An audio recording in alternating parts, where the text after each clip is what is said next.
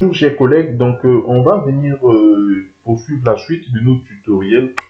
On est en train de faire un tutoriel PHP, MySQL et on a vu ensemble dans la vidéo précédente, on a vu tout ce qui était variable, on a vu les boucles while, les boucles for, la boucle do while, et cette fois-ci j'ai mis en bouche, on va voir les tableaux, les formulaires, les variables super globales.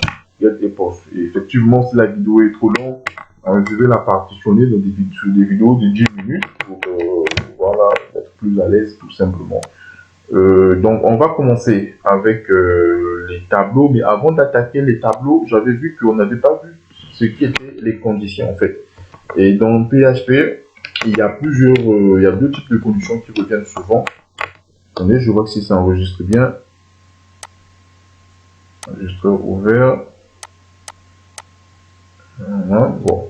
Donc il y a la condition if et la condition else. Donc PHP en fait.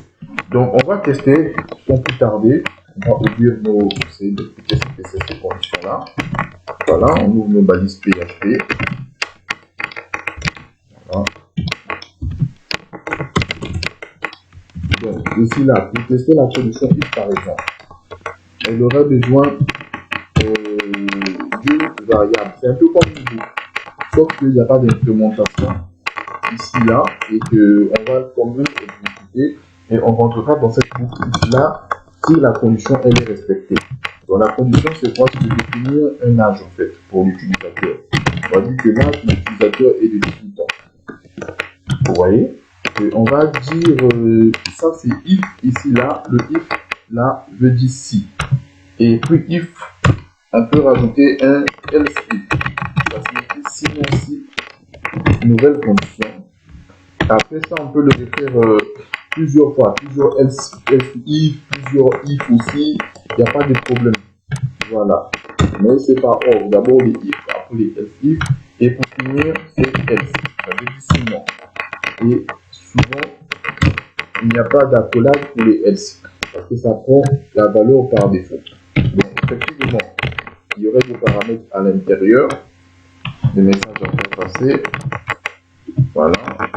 On va dire par exemple que si l'utilisateur est âgé de 18 ans, si $âge a un âge de 18 ans, faites bien attention avec ces opérateurs-là, les and, on n'a pas vu ça, mais faites des recherches, vous allez avoir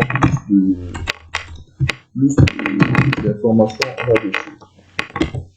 Voilà, on va mettre ici la 18. On va lui dire quoi ici là? Si h supérieur ou égal à 18, on peut dire ici la 10 plutôt. Voilà, et inférieur ou égal à 18. Vous êtes un adolescent. Vous êtes un adolescent. Un peu. Sinon, si âge tout simplement supérieur ou égal à 18, vous êtes majeur. Vous êtes majeur. Désolé pour les photographes, ce n'est pas vraiment le but. Sinon, sinon on va dire quoi? Bah, vous êtes un enfant. Voilà, vous n'êtes pas majeur, vous n'êtes pas adolescent, vous êtes un enfant. Vous êtes un enfant. Ou vous êtes pas né. Ou vous n'êtes pas. Vous n'êtes pas des exemples. Donc, comment est-ce que ça marche en fait ici là? On va dire quoi? La variable âge prend la valeur 18. On va tester notre boucle. On va dire qu'on voit que non, si âge il est supérieur ou égal à 10 et avec âge, et je précise bien et le end ici là. Pourquoi je précise le end? Parce que si vous mettez ou, si vous faites comme ça là, vous allez faire une erreur. Si vous mettez déjà, voilà. Si vous faites ça, il ne va pas tester la condition. Parce que si vous faites comme ça là et que vous mettez 18 là par exemple, il va vous mettre et que vous mettez par exemple, qu'est-ce que je vais dire, 5. Ouais, et que vous mettez 5, il ne va pas vous dire que non, vous êtes un adolescent parce que lui, il choisit, il va utiliser cette valeur-là, et si lui voit que ça ne marche pas, il utilisera cette valeur. Vous voyez? Donc, il faut bien faire attention avec l'opérateur que vous mettez. Je m'explique. Si je mets ou ici, là, par exemple, et que je mets 5, en temps normal, le programme doit dire quoi? En temps normal, si vous vous trompez, vous allez penser qu'il va dire que non, ah, comme c'est, je sais pas moi, c'est 5 et cela, donc je suis un adolescent. Vous voyez un peu, non? Il va dire peut-être que non, que non, plutôt que vous n'êtes pas encore né. Ça, c'est ce que vous attendez, parce que vous avez mis ici là entre 10 et 18, h égale à 5, donc vous allez dire que le programme va vous répondre, vous êtes un enfant ou vous n'êtes pas encore né. Or, c'est faux. Il va vous dire quoi? Il va vous dire simplement, vous êtes un adolescent. Donc, on va tester ça, si j'ai bien raison. Voilà, vous êtes un adolescent. Pourquoi il met vous êtes un adolescent? Parce que il compare ou celui-là ou celui-là. C'est ce que on veut dire. Voilà, c'est la voiture ou le scooter, c'est la maison ou la cabane.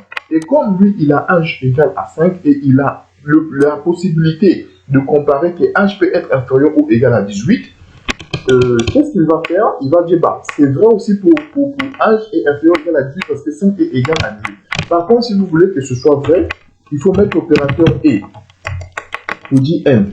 Vous pouvez l'écrire de cette façon, comme vous pouvez mettre des underscores comme ça. Il y a plusieurs façons. Donc, quand vous mettez comme ça, par exemple, vous dites que non, h est vraiment égal à 10 ou h est et. Avec ça, lui, il comprend, ah, donc le âge ici là ne fait pas partie, donc vous êtes un enfant ou vous n'êtes pas encore né. Cette fois-ci, il respecte que, voilà, vous êtes un enfant ou vous n'êtes pas encore né.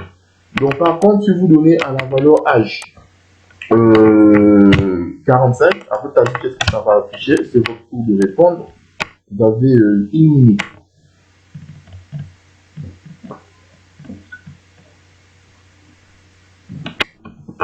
Bon, je pense que les 1 minute, vous avez trouvé la réponse.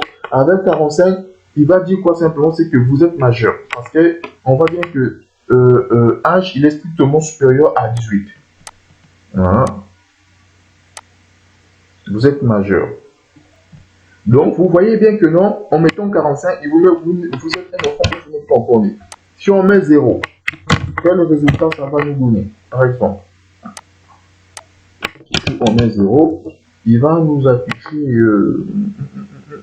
à votre avis, qu'est-ce que ça va donner? Eh bien, ça va vous mettre que vous êtes un enfant ou vous n'êtes pas encore né. Pourquoi? Parce que 0 est strictement, ne fait pas partie ni de ce contexte-là, ni de ce deuxième palier. Donc, ça affiche quoi? Vous êtes un enfant ou vous n'êtes pas encore né. Par contre, si vous mettez moins 1, moins 18, par exemple, qu'est-ce que ça va afficher selon vous? Eh bien, ça va afficher vous êtes un enfant ou vous n'êtes pas, tout simplement. Voilà, on va enregistrer parce que c'est bien une valeur qui est très négative. Donc, voilà un peu sur les boucles. Après, il y a une deuxième boucle encore qui existe. On ne pouvait pas s'en passer. C'est la boucle switch. Voilà, on reste toujours dans le cadre de âge ici là. Une boucle encore. Donc, cette boucle-là, elle fonctionne comment? C'est pour tester une seule et unique valeur. On peut tester, vous voyez, on ne veut pas faire des opérateurs uniques. On teste juste une seule et unique valeur. La valeur ici là que nous on veut tester, la variable taux, c'est la variable âge. Nous on veut tester cette variable âge. Comment ça fonctionne? On va prendre ici là, on va mettre par exemple que âge 15 ici là égale 18. Ça prend la valeur de la variable. Eh bien, écho, on va dire ici là, vous êtes majeur. Donc ça, c'est vraiment pour tester une condition. Vous êtes majeur. Après, on peut reprendre ça, copie, voilà, paste, on va s'arrêter là. On va mettre ici là, par exemple, 100. Si on mettait la valeur 100, il va dire vous êtes trop vieux. Vous êtes trop vieux. Si on met la valeur, je ne sais pas moi, 30 par exemple, ils vont dire vous êtes à la fleur de l'âge. Vous êtes à la fleur de l'âge. Et enfin,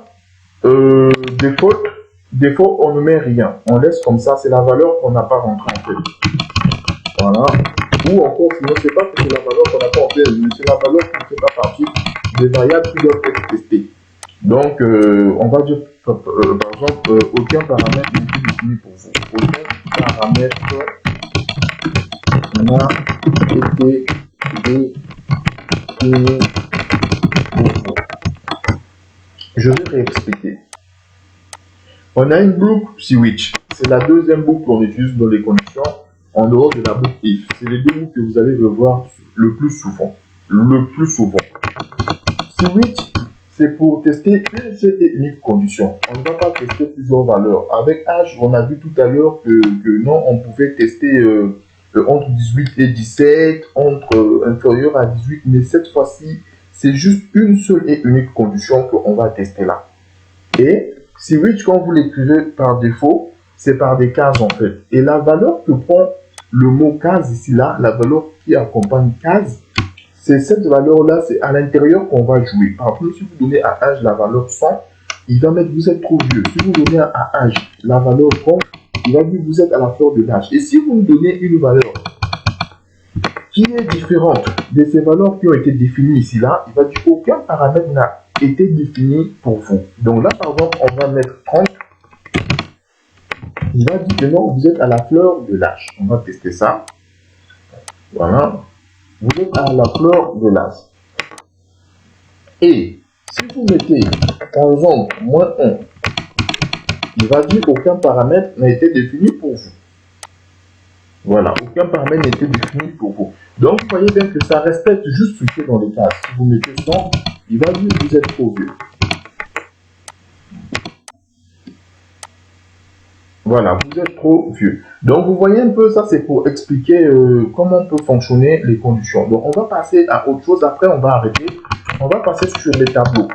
On est à combien? Je crois qu'on a dépassé quand même le temps. On a 12 minutes. Bon, c'est pas bien méchant. C'est pas grave, on fait un effort. Après, on va passer sur les tableaux. Écoutez-moi les tableaux sur les formulaires. Donc, les tableaux. On est où là? Je vois juste mon programme. Voilà, on a vu les boucles, les tableaux. On va voir les formulaires. D'accord, il n'y a pas de souci. C'est quoi ça? Voilà. Bon. Donc, les tableaux. C'est quoi un tableau? D'abord, il faut savoir qu'il existe deux types de tableaux. Voilà. $table, par exemple. Un tableau, on peut dire normal. Encore, voilà, un tableau normal, ça c'est plutôt indicatif, le bon mot. En tout cas, on a un premier tableau ici, là. On va lui donner des valeurs à ce tableau. Voilà. Première valeur, ça peut être nom. Deuxième valeur, ça peut être âge. Une valeur, ça peut être poids. Et ici, là, on peut dire sexe. Vous voyez un peu? Donc, il y a le tableau normal et on a le tableau associatif.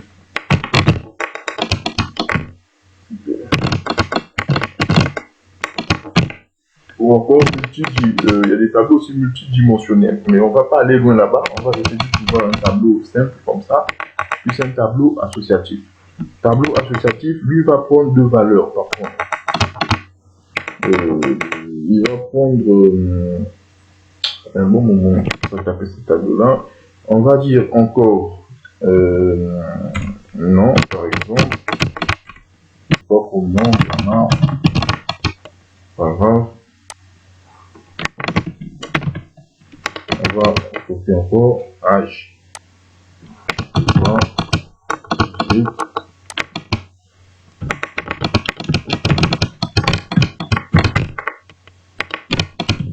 on va dire encore 8 poids.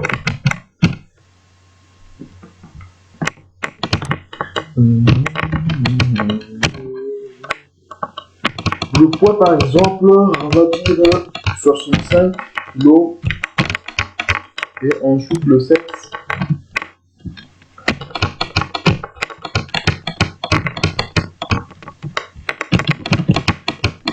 On va mettre là.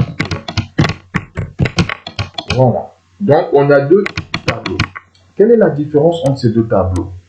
La différence, c'est que le premier tableau, c'est un tableau normal. Le deuxième tableau, c'est un tableau associatif. Pourquoi associatif? Parce qu'il a ce qu'on appelle une clé et une valeur.